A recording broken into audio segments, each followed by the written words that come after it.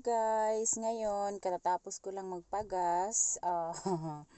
Abangan nyo yung video ko doon sa mga basura na tinatapon dito, mga gamit, kitchenware, mga furnitures, electrical stuff. Madami as in, mga cabinets, ang dami, mga laruan ng bata. Sobrang dami talaga, you know.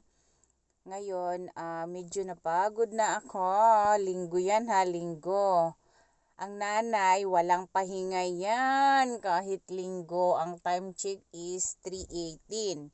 Hindi pa ako naka-ano niyan ha. Ngayon, magluluto ako ng 6 naman para sa naman sa ulam for Monday. O diba? At saka ulam na rin for tonight. So, ayan, mag-ano muna tayo. Papasok muna tayo sa bahay.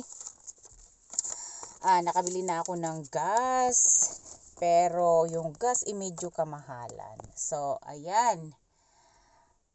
See you in my next video, guys. Mag-ingat po tayo lagi kahit man saan man tayo naroroon sa panig ng mundo. Ingat po tayo. Pahalagahan po natin ang ating mga sarili para sa ating pamilya. Ayan. Salute sa lahat. Bye.